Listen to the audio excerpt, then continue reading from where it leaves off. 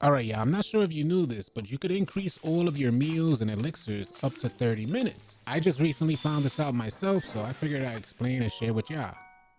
I had just learned about this going through my compendium. I need 6 more of these images to complete the material, so I was on my little mission there, and I'm going through each one of these to see, just learning about all the different items on Zelda Tears of the Kingdom. And it wasn't until I got to Dinrau's horn and I click on it that I see it says effect duration plus 30 minutes. And that caught me off guard because I hadn't seen any videos. I've been consuming a lot of Zelda Tears of the Kingdom content, and I hadn't seen anybody talking about this. Not to say that there isn't, I just hadn't seen it. So of course I take it back to the lab to put this stuff to the test. In my last video, I received a lot of comments about my background here. And if you guys aren't familiar with Link's house, you may want to consider following the Terrytown quest line. And that'll give you an opportunity to create something like this with a bunch of different custom rooms so you could display your items. And this is pretty much my lab area. This is where I do my glitches and duplicate my items. But today we're working with food and extending the time on the benefits, the upgrades, and the buffs. So for instance, let's take this deep firefly, normally used to make something like a bright elixir, which is perfect for use in the depths. We're gonna take one of these, we're gonna hold on to one of those, and then we're gonna use like a real,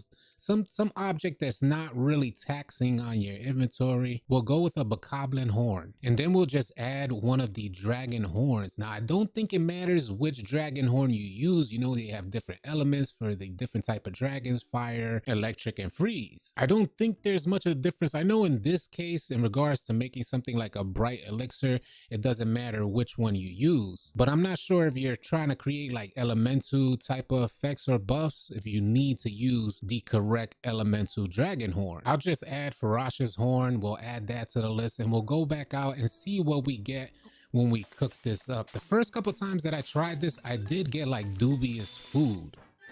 So you can make these things wrong. As you guys see, we got a bright elixir for 30 minutes. I added 4 mighty carp with a dragon horn, and I got attack up plus 30 minutes. A hightail lizard, a bokoblin horn, and a dragon horn got me a speed up bonus for 30 minutes. So the idea here is taking one of these dragon horns and mixing them with other items to create that longer duration. But I know a lot of you guys are like scrambling, saying, well, how am I finna get all these dragon horns? In case you guys don't know, you can farm dragon parts. And there's a ton of videos showcasing like the dragon locations and the routes that they take. Every 10 minutes, the dragon will light up, and this is when you can farm one of the dragon parts, whether it's a fang, a claw, or a dragon scale. Just shoot the highlighted areas and you'll be able to get the dragon part.